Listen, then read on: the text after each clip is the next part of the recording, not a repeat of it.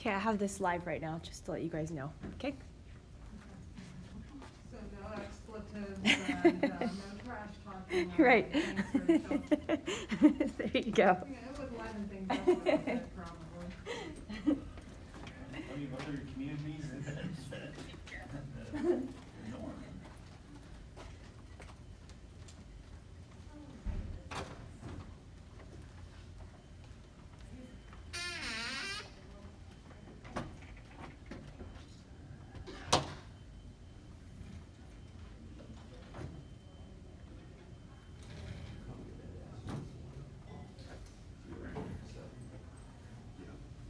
Apparently, she was only one up there at 7:30.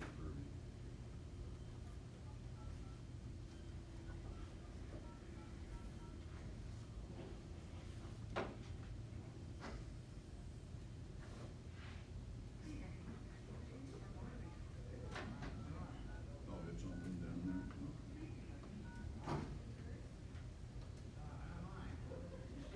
And she had a few people in there. Burger table and they're, What is it? the group meets for Bible study. Go ahead and unmute this phone as well. At least I think that's what it is.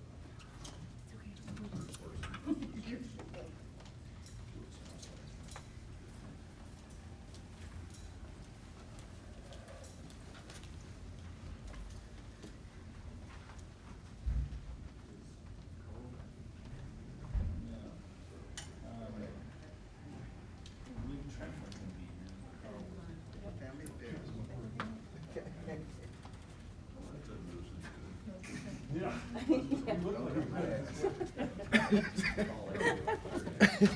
You're right, though.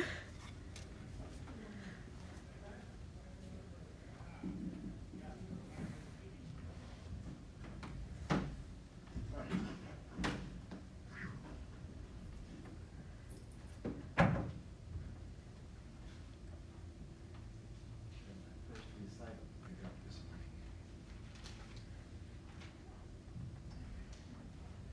Realize how much stuff there was in the garage.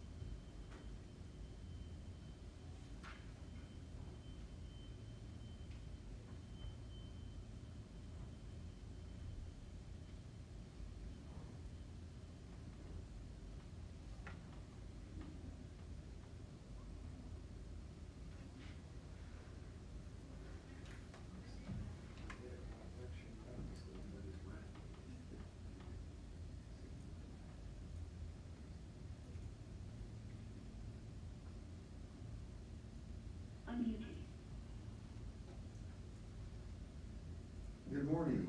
It's 8 o'clock, so we will call to order the special meeting of the Salina City Commission. I would start by asking staff for confirmation that the Kansas Open Meeting Act required notice has been properly provided. Yes. Thank you. With that, we will move into the roll call.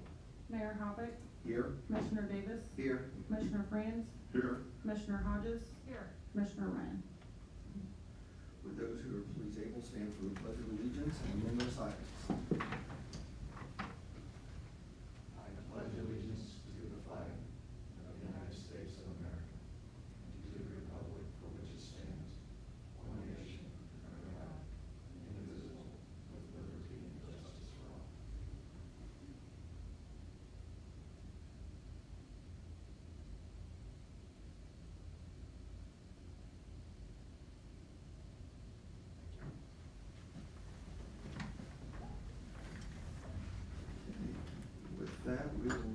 to item 3.1. Item 3.1, resolution number 20-7836, certifying the legal authority and authorization to apply for the Coronavirus Emergency Supplemental Funding Grant from the United States Department of Justice, Office of Justice Programs. Okay, before we do that, Thank you, Mayor. should have done that. We need to first do our thing, explaining how everything's gonna work since we're doing teleconference, so. Yeah, go ahead, thank you, Mike. Mayor. As a little bit of explanation, I had some questions and thought it might be helpful.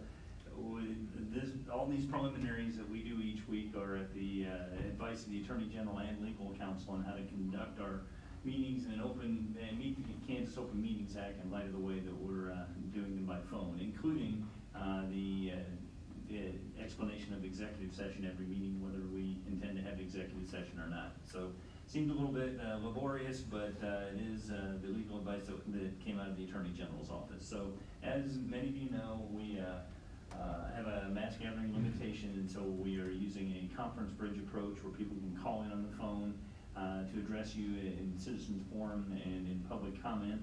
And then we also are broadcasting over Salina Media Connection, over their cable channel and their online channel, as well as the city is putting out a YouTube live feed. And so one of the first things we do is just confirm that all of that is up and running technologically. We have a staff person that's monitoring all that. So Scott, can you hear me? Yes, I can. Can you confirm that the Salina Media Connection feed is active? Yes, it is. And their online feed? Yes. And the city's YouTube feed? Yes, sir. Okay, so all of our technology is working. For anyone listening at home, the way that they're able to participate in public comment and citizens forum in this format is to call into the conference call, and that is a software and a calling technology that I monitor. I can see that they've called in, and they'll have an opportunity to indicate that they wish to speak. So the number that they need to call is 785-621-0800. They'll be asked for a participant ID number, and that number is 782956. They will also be prompted to announce themselves as if they're going to be announced as they enter the conference call. That functionality is turned off, but they will be prompted to announce themselves. They can either do that or choose not to, but in either case, they do need to press pound to complete that function, and then they'll be added to the call. So with respect to executive session, we don't anticipate one today, but if we were to conduct an executive session, the governing body would continue to meet in this room due to size limitations and social distancing limitations. So the conference call, the Salina Media Connection feed, both on cable TV and online, and the YouTube live feed would all be paused or muted. The conference call would stay live, so anyone that was on the call could stay on while the governing body was in executive session. At the point that you come back out of the executive session, we would unmute all those technologies, so the conference call will be unmuted again, as well as Salina Media Connection and YouTube Live. So as one last reminder, if anyone wishes to participate by calling in, that number is 785-621-0800, and they'll be prompted for a participant ID number, and that is 782956. And then if I can, I'll take the opportunity to apologize for the impromptu need for this special meeting. I appreciate your willingness to meet. It involves application for a grant, and staff became aware that the submission requirements of the grant included an affirmation that all applicable governing body authorizations were in place. And as we looked at that, it was pretty emphatic, and in the way that it was worded, just felt like it was necessary for you to authorize the application before it was submitted. So with that, I'll turn it over to Brad Anderson. He's in these altered times in terms of staffing and roles. Brad's taken on the role of shepherding grant applications and monitoring grant opportunities. So he's been staffing through this Department of Justice grant as it relates to coronavirus emergency supplemental funding. So I'll turn it over to him. Thank you, Mike, and thank you, Mayor and Commissioners, for this opportunity. But I think will be a benefit to the city. As you are well aware, with the onset of the coronavirus, multiple resources have been made available through state and federal channels, offering funding through existing or new programs. This particular program, the emergency supplemental funding, was available both through state and the Fed. The state requirement, to go to city manager's point, the state requirement didn't authorize or didn't expect the governing body approval. And when I got the federal copy of it, and was working on that application on Tuesday during your meeting, is when I saw that language, and we just weren't able to notify you in time. So that is my fault for not being further ahead in this and getting far enough down on the grant application to see that. It was one of the final stipulations at the end of the application process. But with that being said, what has been made available through the Office of Justice Programs and the Department of Justice is a predetermined amount of $62,384 to be used for law enforcement or law enforcement related in EMS, police, and fire applications. This isn't this particular amount of money is there's an amount that was made available also to the county, a slightly lower amount. They were successful in their grant application and have that money designated, and the time is running out to be able to qualify for and apply for this. What this fund will do for benefit of the city are two things. One, the fire department has produced with the police department's help a fairly significant list of personal protective equipment and devices, and also some replacement bags. The fire department is currently using a canvas-based bag for equipment. They have one of those in each of their vehicles, and they're proposing to switch those from canvas to another material that's easier to clean and disinfect. The canvas, as you might imagine, is hard to disinfect effectively. And so what was prepared for this are two approximate cost projections. The one involving personnel and one involving equipment and supplies. I think it's worth a moment to talk about personnel with the details that you've heard about personnel and limited staffing and reassignment. As the police department was open throughout this time, they had to take some special measures, especially the first 2 months. They had 3 different personnel, 24/7, staggered, but a person at each shift at an entryway, monitoring temperatures and going through questions and so on of people entering the building. And so we got estimates from that 2 months, and we're able to project out what the impact of that would be if another incident similar occurred between now and the granting period ending as late as May of 2021. We also were able to gather information from the Building Services Department through Parks and Rec, but the custodians and maintenance workers who are helping take care of disinfecting, cleaning, and sanitizing the police department, the restrooms, the common touch surfaces, and so on, with the aerosolized disinfectant that they're using, and some other efforts to mitigate any transfer of the virus. That all adds up, and so we utilized on the personnel side. You'll see that between now and what for the granting purposes, there was no sense going and projecting this all the way out to May of 2021, when we're showing a minimum of about $84,000 or $86,000 worth of expenses between now and the end of the year.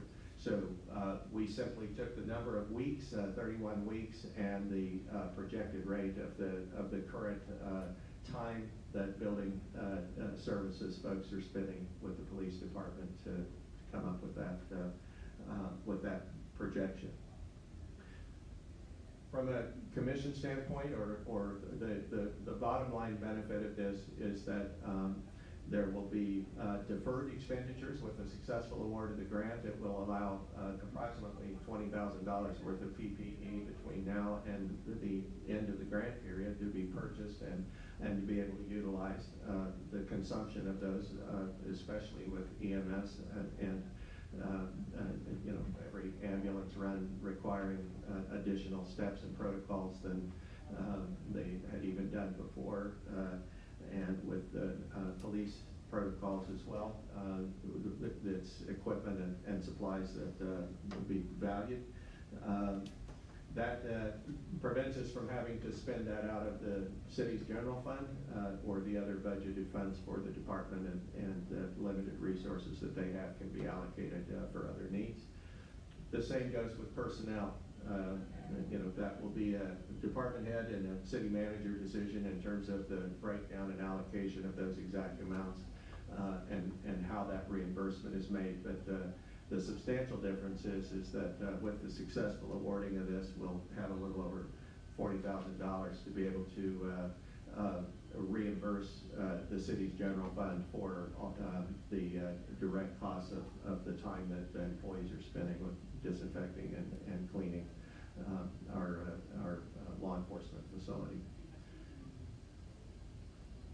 There's quite a bit more detail within here in terms of the grant narrative. Some of that I did not go over with you because part of that has been borrowed from a previous press release that the city manager had approved and that went out a couple of weeks ago.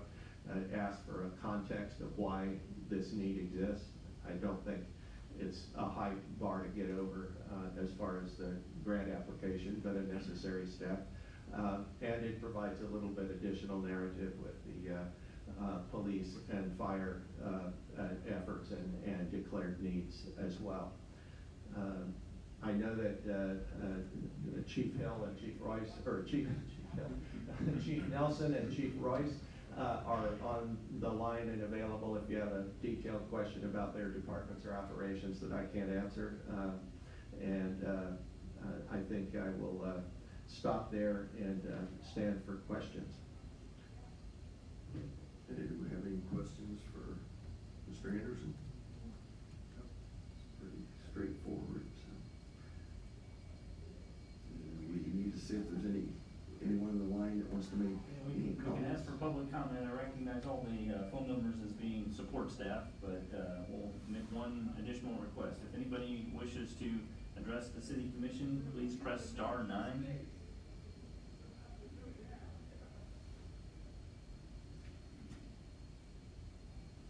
Don't have any callers. Okay. With that, I will bring it back to the commission for action. Mayor Hoppett, Commissioner Hodges here. I move that we approve resolution number 20-7836, authorizing the city of Salina to apply for the CESF grant. Second. Okay. I have a motion and a second to approve resolution 20-7836. All in favor? Aye. Opposed? That passes 4-0. And that is all we have on our agenda for this special meeting. So with that, I will accept a motion for adjournment. Go ahead. Commissioner Davis moved to adjourn. Commissioner Hodges, second. Mayor Hoppett here. We have a motion and a second to adjourn. All those in favor? Aye. Opposed? Thank you very much, everyone. And thank you, Mr. Anderson. Thank you all. On our agenda next week, I think we'll propose 2:30 if that works.